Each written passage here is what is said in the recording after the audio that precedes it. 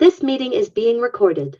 Greetings and welcome to Mount Olympus. I am Hercules Invictus, and today we will be exploring the dark side of the UFO Enigma, and we will be looking into the doings of a particular race of people that may share this world with us. And I have with me Carole Rodriguez, I have Tim Swartz, and I have Circe the Enchantress. And together we will share our lore and see if we can shed some light on these dark beings. I will preface everything by sharing a story. I'm Greek, as everyone who knows me or knows of me knows. And I grew up during a time when Greece was still kind of medieval in its beliefs and its ways. And I grew up with stories of the Skies, and they were woven into the history of my family and the island where we come from. And I learned a lot of lore about them, and I even perceived them on several occasions. And through the stories, I learned all about them, and or at least as much as my grandmother and my family knew and fellow Londonians knew. Then when I started investigating the paranormal, and inspired a great deal by Timothy Green Beckley and Tim Swartz, who's part of that intrepid band of writers who inspired me to want to be like them when I grew up. I encountered a lot of other people who also talked about the Skies, the shadows. The thing is, their explanation for the shadows did not match the explanations that I grew up with, and their beliefs did not match the beliefs that I had been given when I was a child. I heard these beings described as incubi and succubi because sometimes they did inappropriately and overfamiliar things to the people that they interacted with. I heard them described as foleti and as satyrs and nymphs, much for the very same reason.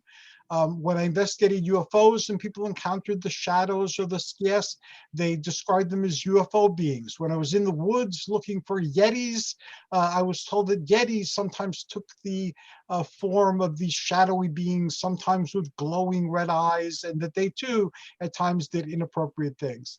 I came to the conclusion after very many years of hearing these stories that these things exist. They've been described since the dawn of time, and people still experience them today. Whenever I hold a workshop or a public talk about the shadows, afterwards people come up to me and share their stories. So whatever the shadows are, they are very active and they're very much a part of the human experience. But what are they? In all honesty, despite all my years of investigation and personal experience, I'll be the first to tell you I really don't know. One of the terms that has been applied to them is Djinn, and that is how we're going to start exploring the mysteries of these beings. And I will go to Carole to begin the process. Hi. Well, let me begin by correcting you. My name is Carole Gonzales. Oh, I'm so sorry. Carole Ann Rodriguez is one of Tim's artists. Writer. Yes, artist, yes. So I don't mind, you know, I know there's a connection there. Now, I thought I'd begin by mentioning that I was very interested in magic in all its forms and folklore and things of that nature. And I was also very interested in Islamic magic. I don't read too much about it, but I was searching for information on it, which is why I became I figured I found some reading on it, and I want to share that with you. So as you know, and as you mentioned, the spirit people are everywhere, and many cultures know them, and they have different names. And since we're talking about the Djinn, and the Djinn are connected mainly, people associate them with genies, with different types of beings which are in the Islamic world. So of course, what is very important in the Islamic world with the Quran, and the Quran has a surah just about Djinn. So I thought I'd go through it, just a quick paraphrase of what it is. In it, it describes who they are and what their characteristics are. So it's Surah 72, and it begins with an exclamation by the Djinn about how they heard a marvelous reading presumably done by Muhammad the prophet. And they were just so impressed by this that they decided to become Muslim. So they are humans. They are like humans. They live along the same world, but they originated by smokeless fire by Allah. They can marry. They can interact with people. They serve as, they can be good, they can be bad. They're all kinds of jinn. And those who submitted to Allah are very special. So it seems that those who submitted to Allah are the good jinn, and the evil jinn are everybody else. So also I found a book called A Search in Secret Egypt. Now in that book, what was so interesting about that book was it had a description of an Islamic magician. The Islamic magician, his ritual, his practice was very much like Santeria.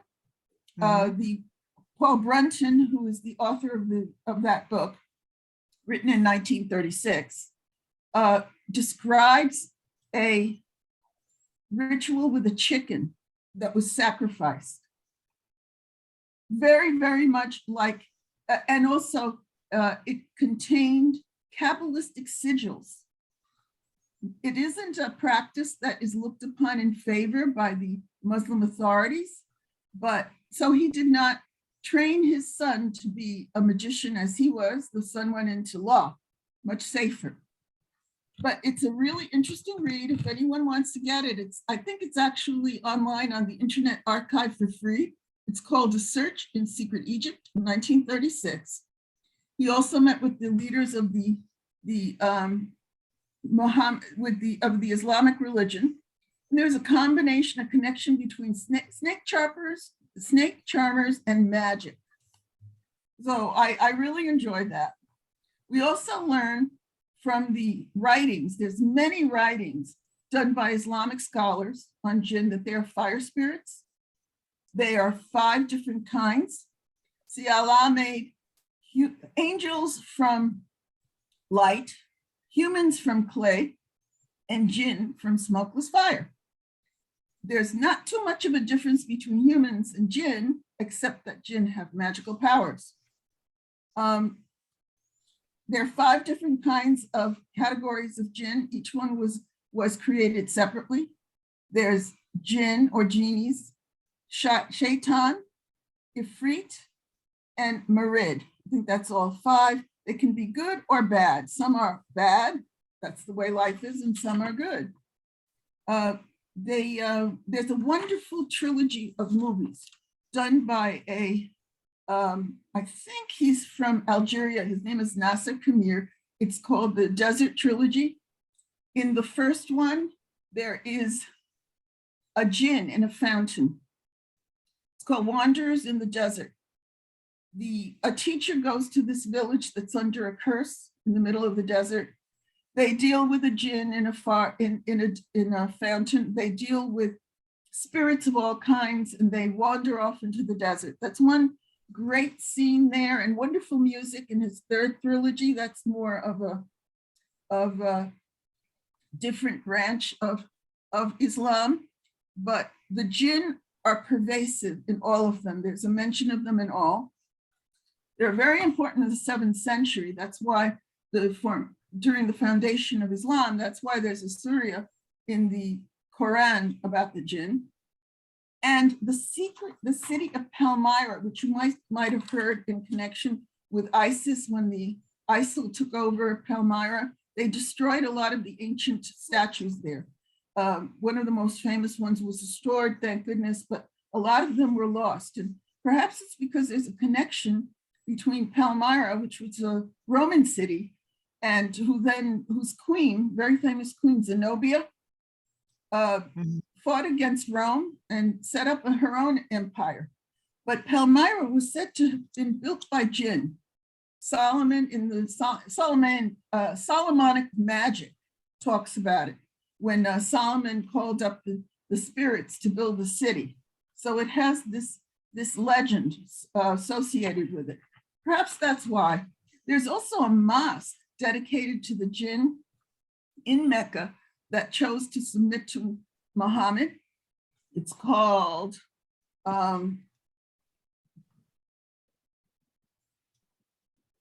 well, it was visited by Sir Richard Burton in the 19th century. And the Djinn, the Mecca is called Masjid al-Djinn, if anyone wants to look it up. Djinn can be poets, the desert spirits. The desert spirits are Djinn, and they can be protectors. They are protectors of the Bedouins. They can be poets. They have all kinds of wonderful powers. So I thought I'd bring up that and tell you as much as I could. There's more, but I won't go further because I don't want to take more time. Somebody else may have other better things to say. Come back to you because that is an excellent quantity and quality of information that you shared, Carole Gonzales. And again, I apologize for It's okay. wrong. I'm wondering if the Marids have anything to do with the Maruts of further east in Hinduism and in Buddhism. The Maruts are storm spirits. And I've had an affinity with the Maruts for my entire life. During storms, I feel like I'm almost being taken away and revitalized many times.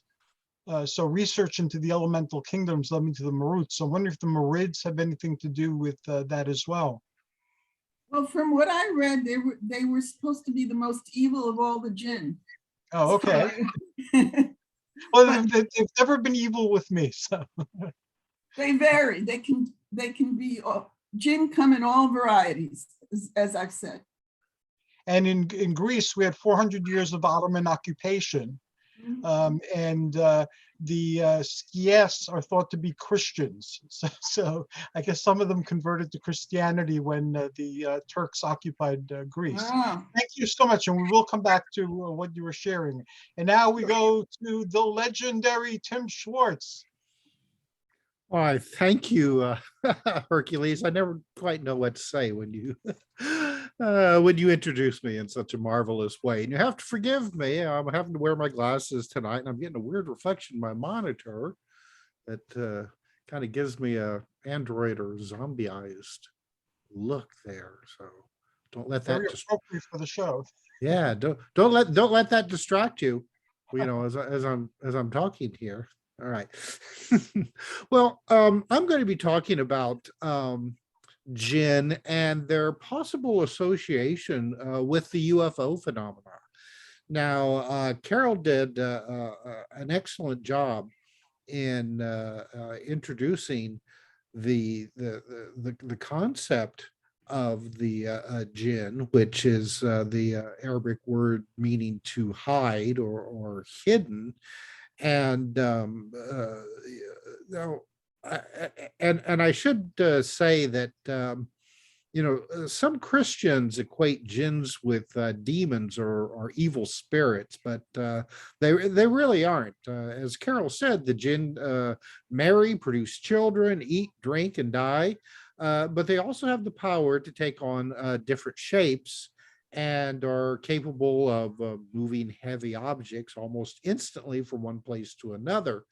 The Quran mentions how the Prophet Solomon tried to control the jinn and get them to perform tasks that required, you know, strength, intelligence, and skills. So now, when it comes to the UFO phenomena, you know, it's an intriguing theory with an association between the jinn, is especially when it comes to encounters with alleged UFO occupants. Now, so instead of rather than being encounters with extraterrestrials, people may be actually encountering jinn playing their age-old tricks on humanity. So all kinds of paranormal encounters could be deceptions by the jinn. Angels, fairies, demons, elementals, mysterious creatures and ghosts, you those all may be a Djinn in disguise, either playing tricks or carrying out some kind of unknown agenda. So when it comes to the idea that there's an association between these beings and the UFO phenomena, I think it was probably first introduced by a gentleman by the name of Gordon Creighton, who was the editor of the magazine Flying Saucers Review. Now, for years, this magazine seemed to, push the extraterrestrial hypothesis of UFOs. But starting in the 1980s, Creighton started to publish articles saying that that he thought it was a good possibility that the Djinn, and you have to remember, the early 1980s, this was really a new word to the Western world. People had not really run across this before, with the exception of people who actually studied the Quran and other types of ancient mythologies. But Gordon Creighton, said that the Djinn may be responsible for a significant part of the UFO phenomena. He wasn't suggesting that all of it could be, it would have been responsible by the Djinn, but he felt that some of the ancient writings fit very well with what we were now discovering about UFOs and the other associated phenomena with them. Now, Creighton gave some examples of chief characteristics of the Djinn and how they're very reminiscent of some UFO type encounters. The list that I have here says that in the normal state, they're not visible to ordinary human sight. They are capable, however, of materializing and appearing in the physical world, and they can alternately make themselves visible or invisible at will. They can change shape and appear in any sort of guise, large or small. They're also able to appear in the guise of animals, like possible Bigfoot, Loch Ness monsters, things like that. One thing that Creighton always found fascinating about the UFO phenomena is that when people would have encounters with occupants, these occupants would tell them all kinds of amazing stories about the worlds that they came from. Early on with the contactee movement in the 1950s, these occupants always claimed to be from, Venus, George Adamski's blonde Nordics, they were always from Venus and Mars, and then some of them also claimed to be from other planets in our solar system. And Creighton pointed out that, according to the stories about the Djinn, that the Djinn are habitual liars and deceivers, misleading people with all sorts of nonsense.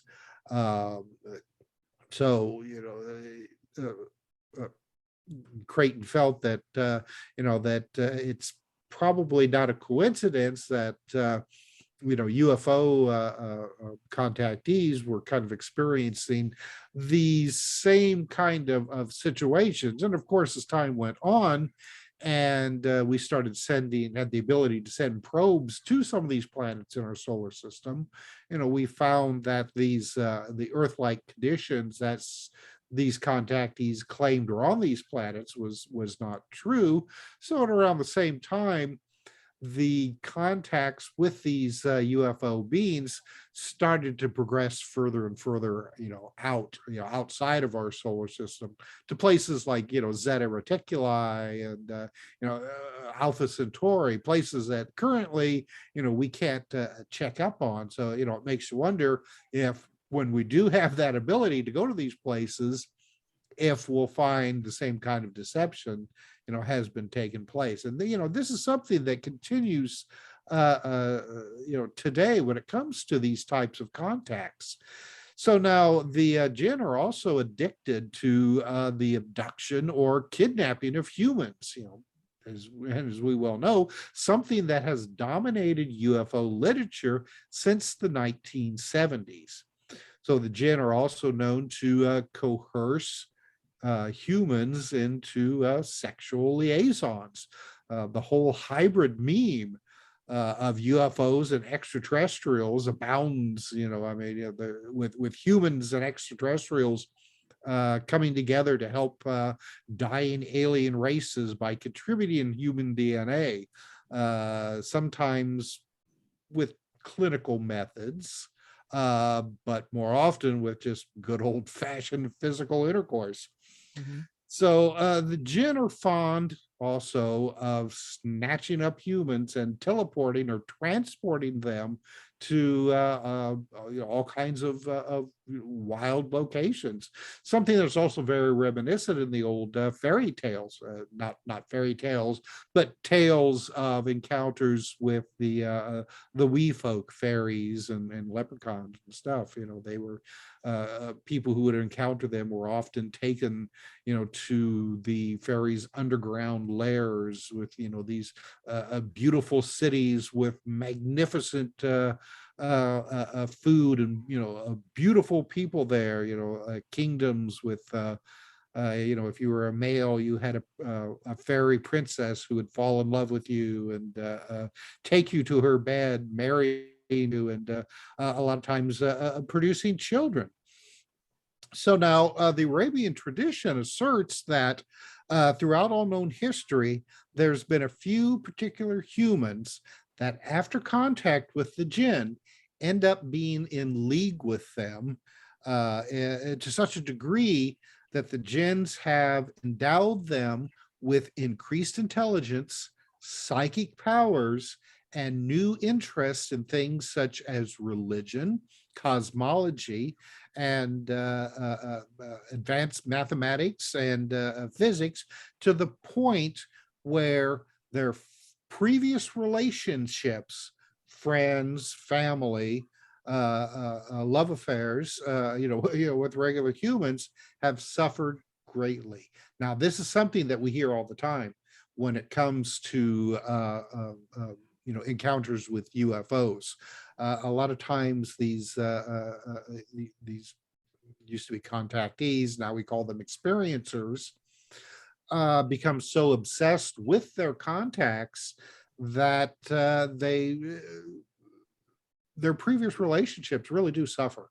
A lot of people end up getting divorced. Their social life, their mental life really deteriorates badly.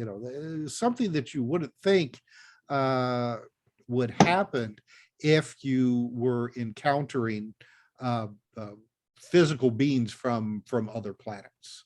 Of course, that's a speculation on my part. Who really knows? But along with these displays of powers by the Djinn, finally, the Djinn have a tremendous telepathic abilities to cast what used to be called a glamour over their human victims. And this is something that we see when it comes to UFO in encounters, where people are taken inside of ships or other locations and shown these beautiful, almost utopian types of worlds and societies, and then are dropped back back to mundane Earth with all of our problems and other situations. And these people find themselves really suffering because they were shown paradise and then expected to live in the real world. And so, if you go and study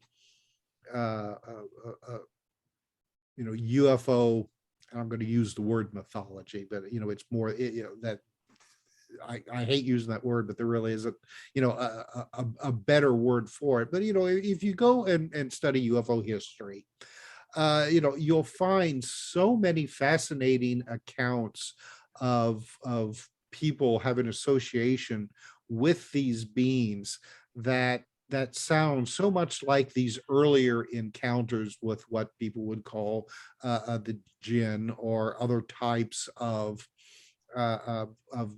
non-human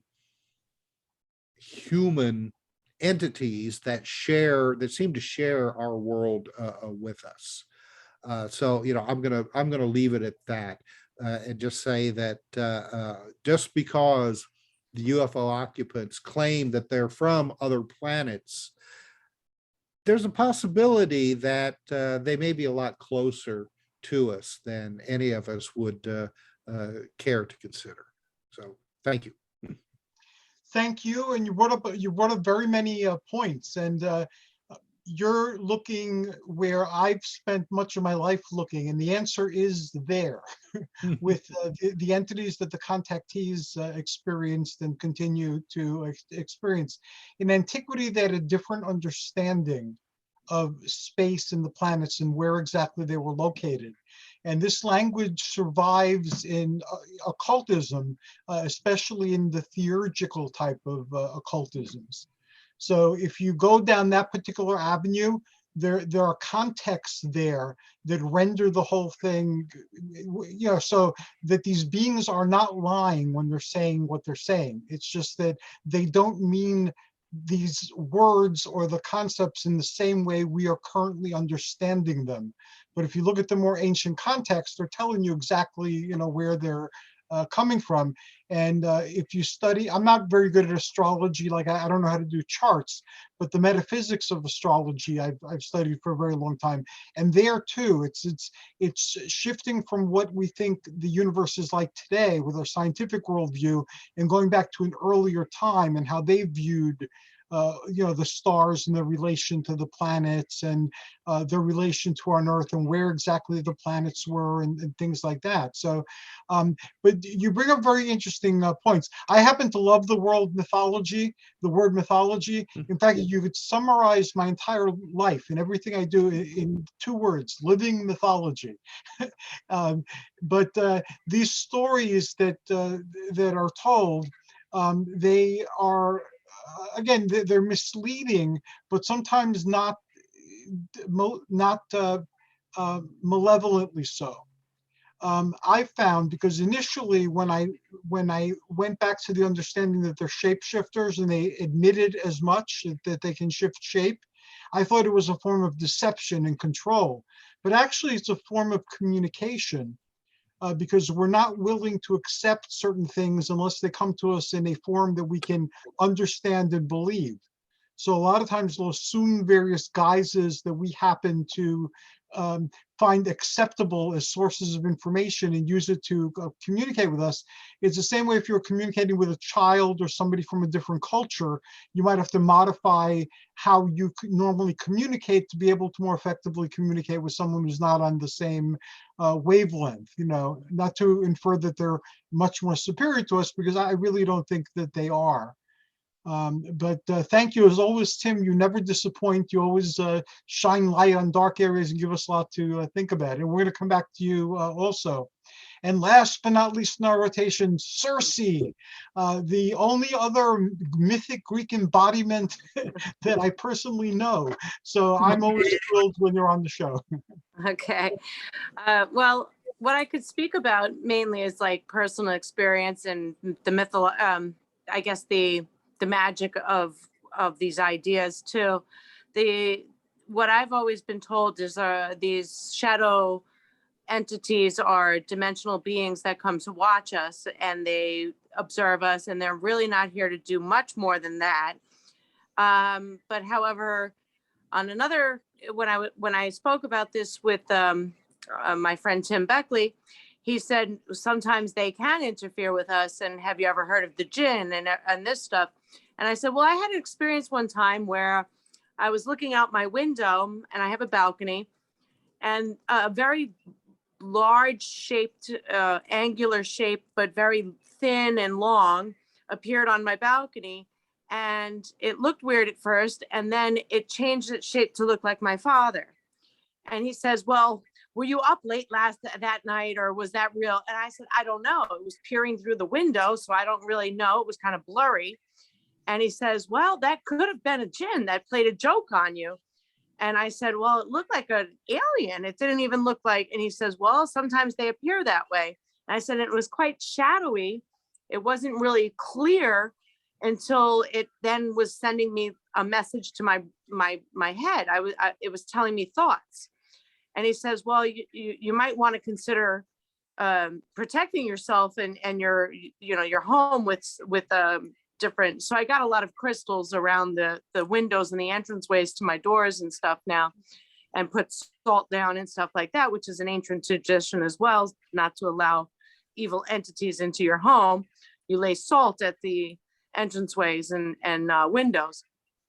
So doing more research, looking into this, there are a lot of references to these beings around people who are open to astral projecting, people who are interested in occults, people who are experimenting or thinking about or looking into or very close to understanding what they are. So they come, they watch, they observe, they want to know more about you so that they can try to communicate to you.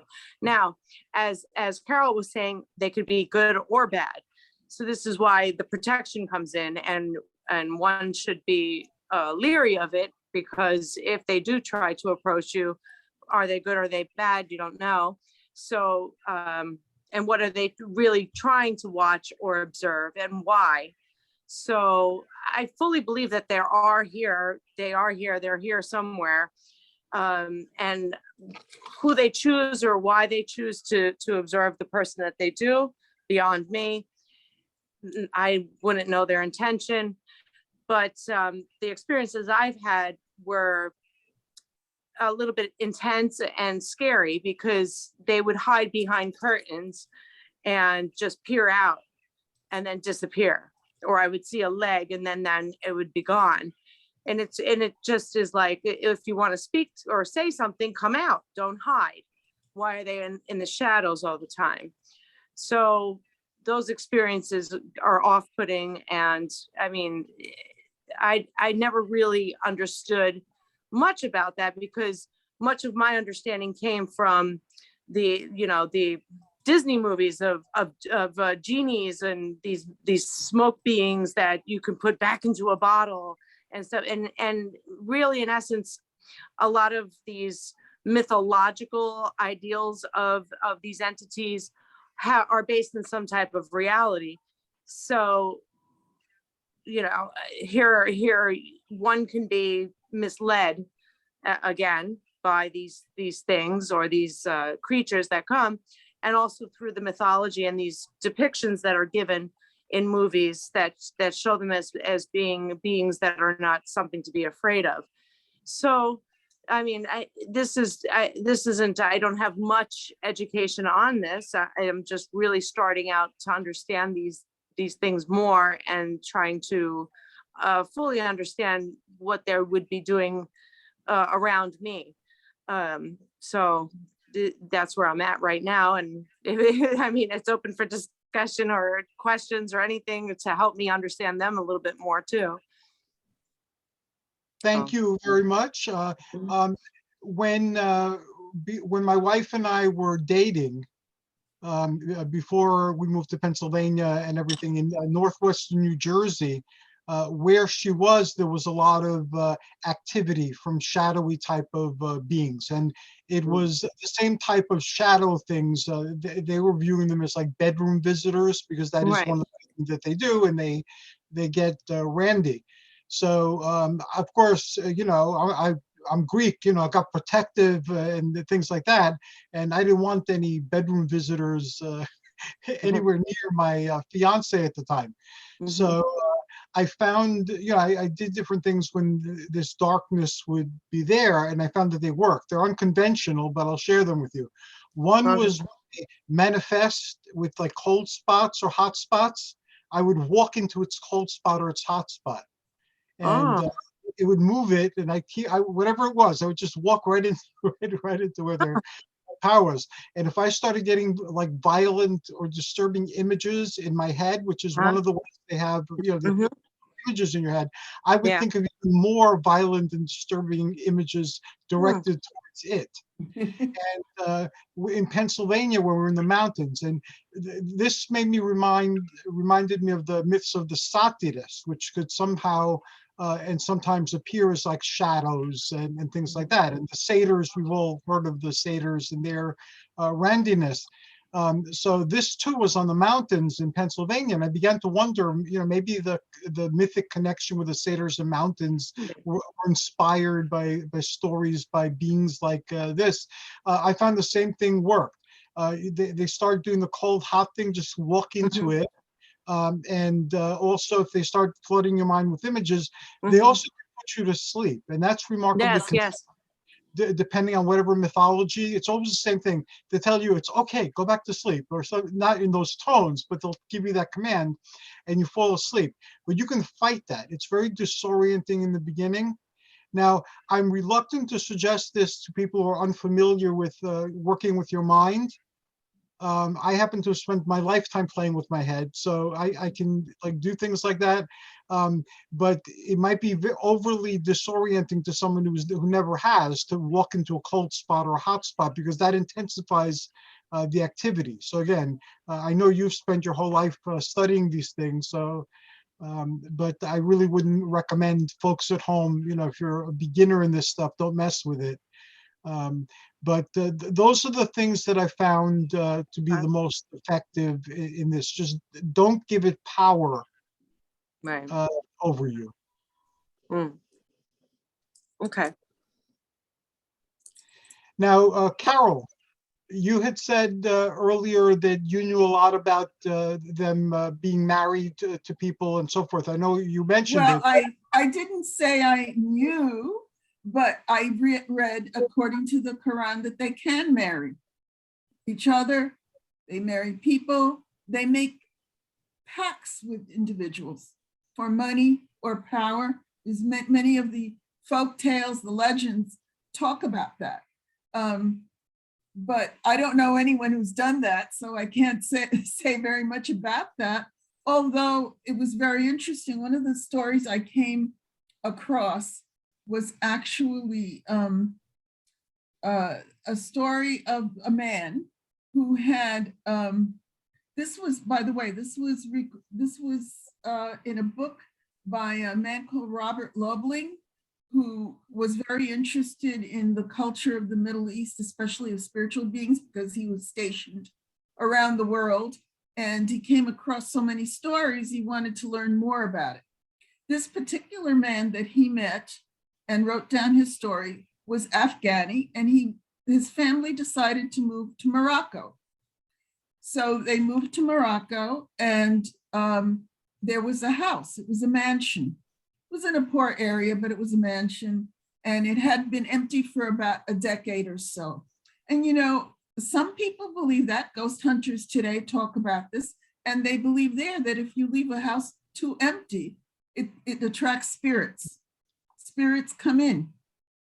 And one of the protections is the hand of Fatima, which they put on the door to protect the rest of the house from being infested by this. So he moved in, and he said he was going to move right away. But the house came, according to the lease, what I would call a lease, with guardians, people who had been watching and caring for the property for the last 20 years or so. They said, oh, no, you must not move in right away. You have to do some kind of protection because the spirits are here. And they're going to consider you an interloper. They're going to be very angry at you because you're just coming in out of the blue. So you must make peace with them. So they called an exorcist, and they had to go to the city of I'll look it up before we end. I forget the name of the city. It's supposed to be the city of exorcists in Morocco, not Casablanca. It's one of the other cities. But they went there and they found a squad of 20 exorcists. So he paid in advance, he agreed. And maybe a week later they arrived and they set up camp in the house. And they did all kinds of rituals, drumming, lots of drumming, the kind of thing we're used to, and chanting and drumming. and they sacrificed a goat in the middle of the heart of the house. And they came to an agreement with the spirits. It took several days, another week or so, to finish the ritual, to do it. And they came up with an agreement that the spirits would not bother them, because before they arrived, they found that the housekeeper had run. She had seen something and had abandoned the house. Things were broken. A cat came in and destroyed something. So he said, oh, the beginning of bad luck, but now all would be well. So that was the story, and that's how the book began. I thought it was a great story, a great experience. Things like that happen here. I think I'm going to put a hand of Fatima on my door now, protect it from evil spirits. That's one story of many. We Greeks have tomati, the eye. We're firm yes. believers in the evil eye. We have these little Yeah. talismans, and you pin them on Yes. babies, and you put them all over the place. All right. Even in, yes, even in the Islamic world, there's stories of jinn all over that go to Malaysia. But I'm sure I didn't go through all the stories. I have a list of them and the stories themselves, but I didn't read them all.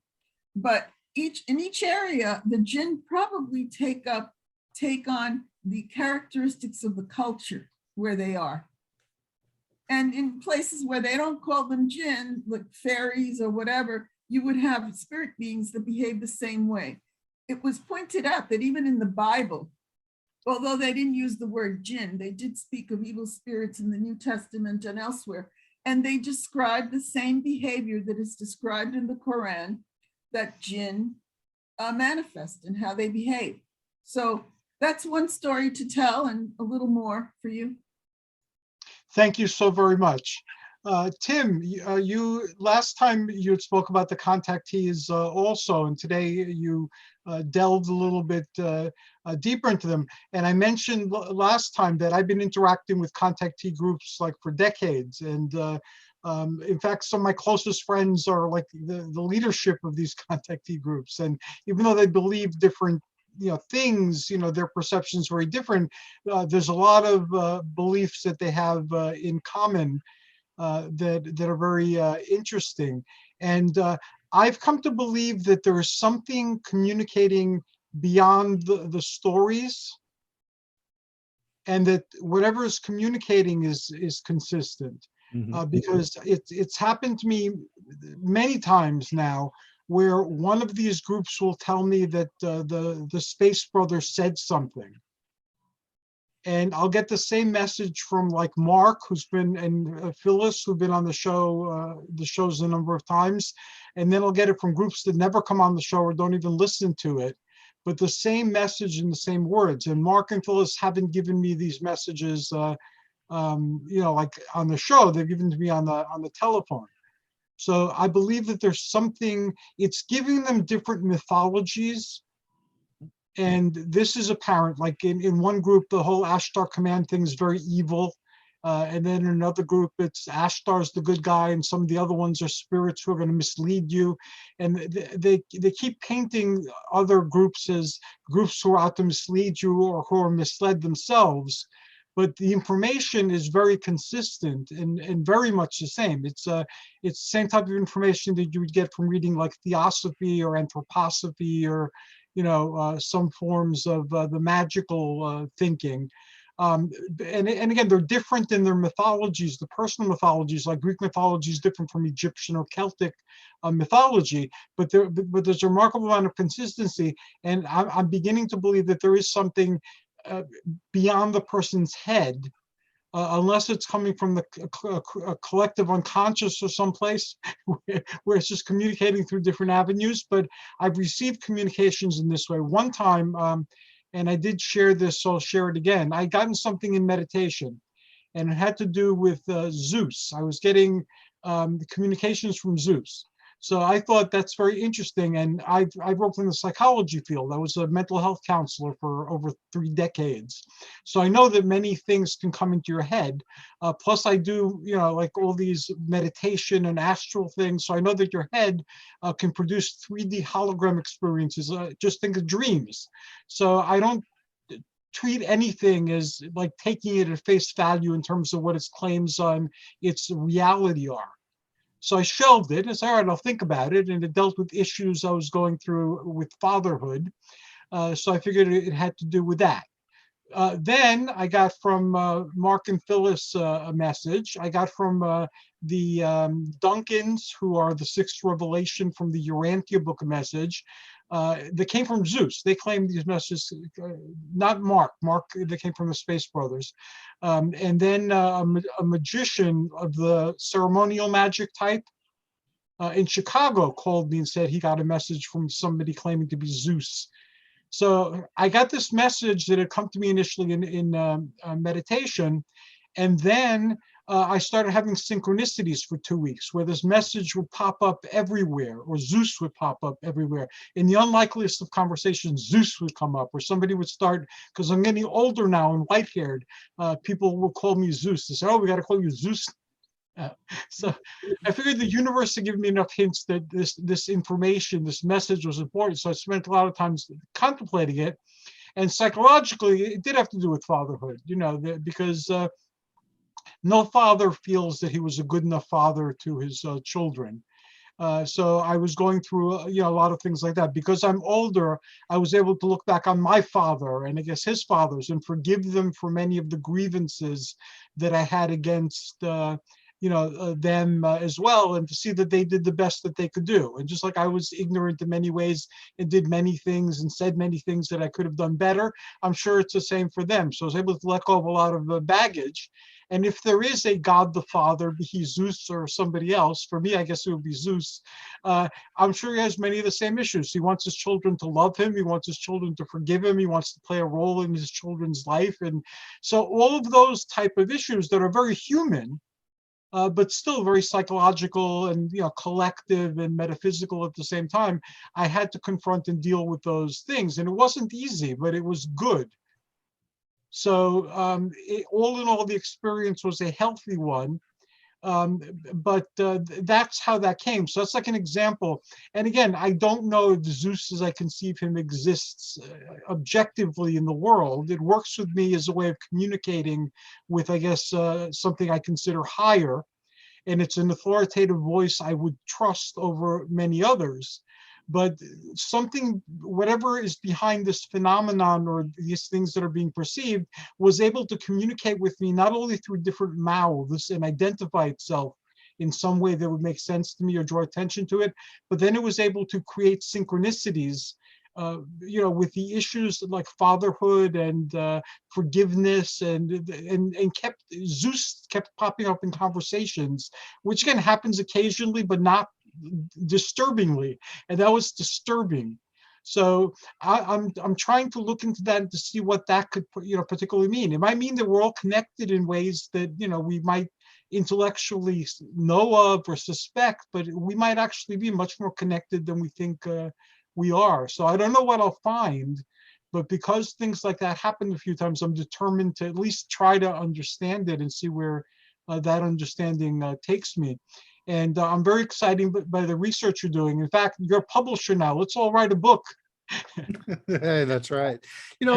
It's interesting what you're saying, because there is an almost universal type of constant with a lot of UFO encounters, starting as far back as the 1950s UFO contactees, and that was this being told, first of all, that we're going to blow ourselves up with atomic weapons. That was, and practically every type of encounter got the same kind of message, and as time progressed, that kind of changed a little bit with more of a message of environmental disaster. You hear that a lot more now from these types of contacts. A lot of people rather than getting verbal communications from these beings, will be given mental images of the world, burning up, or some kind of horrible environmental disaster, and all of these contacts. The impression was giving that this, it was just around the corner, that it was going to happen any day now. And again, you're talking about people who were talking about this in the late 1940s, some of them even before that. So far, it hasn't happened, but there is still that intensity with these images that are being given to these people, which takes us back to what we were talking about earlier, is like the possibility that some of these communications are being produced by beings who live right here with us. They're not from some far-flung planet, because what would they care, for the most part, if we blow ourselves up. But if you're talking, about beings who live with us on Earth, maybe in a slightly, different reality, but still one close enough that it can be influenced by what we do, then yeah, I mean, they've got, they're just as concerned about the things that we do, because it's going to affect them as well. So yes, I mean, you hear that a lot, Hercules, with these people, with very similar communications, and especially with people who live, in far-flung places across the globe, who, maybe have never even heard of UFOs, or if they have, just really the most rudimental, stories, Little Green Men from Mars, that sort of thing. None of these very complex ideas that really seem to permeate the entire phenomenon. I also, I wanted to show really quick, you were talking about the, Carole was talking about the hand of Fatima. I've got, I don't know if this will come across very well. I got this in South Korea, and this is supposed to be a protection for my office.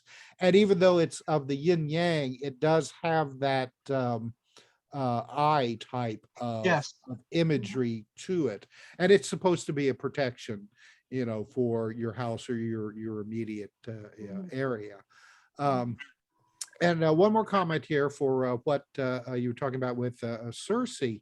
Now, Paul Eno, he says that when he's dealing or has dealt with houses that have poltergeist infestations, rather than approaching these things with fear or anger, instead, he tells the people to sit around, say, like the kitchen or the living room, and tell jokes. Fill the house with laughter and love and things like that, rather than anger or fear. And he says that the majority of the time, just the simple act of telling jokes back and forth and laughing and having a good time is enough to really take a huge amount of energy out of the phenomena. Especially if you're dealing with a poltergeist that's become pretty destructive, and one that's picking up on the fear of the household, because a lot of times you have people who fear that they're dealing with demonic entities, and then sure enough, if they have crosses in the house, the crosses end up being hung upside down. Religious pictures are torn up. The phenomena just loves to mimic back what the fear is. So if you don't approach it with fear, if you approach it with laughter and love, then that really takes it's like a punch to the gut with it. Takes the energy out of the situation. That is very true. In a lot of ghostly type of hauntings, it's like they're stuck on a particular channel. Yes. And they want you on that channel, and they somehow feed if you're on that channel with them. So it's a tricky type of thing, but for instance, if you start feeling suicidal or phenomenally depressed, but you have nothing happening in your life that would make you feel that way, sometimes it might not be your emotion, but we're like, our emotions and our feelings are like somebody with a controller in front of the TV and they're channel surfing. We cycle through lots of stuff all the time. They try to keep you stuck on a particular frequency so they can feed off that or feed off you feeling that. So if you could change the vibes in the place, that does, very many times. And again, it's like with before, even though I used the more extreme form of dealing with something, it's don't feed into the fear. The fear is something that will strengthen it. So don't give it what will strengthen it. Give it something it doesn't expect. Yes, absolutely. And Oh, go ahead. I'm sorry, Hercules, go ahead. no, go ahead. No, I was just going to say, you had said something earlier about these things trying to induce you to go to sleep. I've run across so many accounts of people who, especially, with bedroom visitations, Mhm. they'll say that, I was in bed and I saw this shadow person or so, the aliens were in my room and I was just so terrified. And then I went to sleep. Yeah. And they can't figure out why that, they were so terrified and then they just rolled over and went to sleep and woke up the next day. And so, your statement there just really, I mean, it's like, I've heard that one before. Yeah, that's a very common thing. And going back to something you just said a little while ago, that type of thinking about that it didn't make sense they would care about us blowing ourselves up if they were like Furcon from Saturn or something. Yeah. So what are they talking about? They're talking about things that are happening here. So they must be concerned about things that are happening here. And also they can breed with us and produce children according to most of the world's mythologies. So maybe they're not from the places. And again, I discovered that they weren't lying when they said they were. It's just looking at the world in a different way, an ancient way. But that makes the most amount of sense. They wouldn't be concerned about these things unless they were affected by them. Well, And and it's like you said also that, we tend to look at the universe now in a completely different way than it used to be looked. I mean, we look at it now as things are, millions of light years away. But I think that there's a good possibility that the universe really is a lot closer to us than our current understanding puts it. So, yeah, you're absolutely correct that these things that, we may think of as deceptions aren't deceptions. It's just, I don't know, like a language difference almost, Mhm. we're trying to explain things in the way that we currently understand, and these beings are explaining things as they understand it. So, it's and again, going back to the idea that, what we do here has an effect everywhere. So so I mean, if we go and blow ourselves up or pollute ourselves out of existence, that can have a rebound effect, all across, different realms of reality. Ultimately, we may destroy ourselves, humanity, but Mother Nature, the earth, will continue to abide. But you know what is our connection to all of that? I mean, there is probably some kind of intimate connection involved that if we destroy ourselves, that's a niche that's destroyed that's needed. I'm not explaining that very well, but it's like, it's like, yeah, it's like the human body. You go and take out the kidneys, yeah, the rest of the body's not going to go and work very well without them. Or maybe we're the universe's kidneys or something. You brought up Swedenborg last time too, and Swedenborg says I read, it's been years since I read the Swedenborg book, but in there I remember Swedenborg said that it's on where they live, it's on a different rate of vibration on the other planets. Mhm. And he said something to the effect that if we look at it from where we currently are in our rate of vibration, you won't be able to find these beings. So there's a lot of truth in what you're saying, at least according to Emanuel Swedenborg, that there's different rates of vibration and consciousness might exist on many of these realms. And just like UFOs can appear and disappear, and a lot of things appear and disappear, the gods can appear and disappear. Maybe they're from here, but on a different channel. Yeah, that's a very good way of putting it. And you have to consider, the frequency of light that we can see is extremely limited. So I mean, who knows what, and maybe thank heavens we we can't see everything that's around us in this reality and maybe other realities that can be perceived. You look at your pets, your cat or dog sometimes will sit and stare at something in the corner of your room, and you're like, okay, what are you looking at that I can't see? And they can see a little bit further outside of our frequencies, but if we could see everything, we probably wouldn't appreciate it.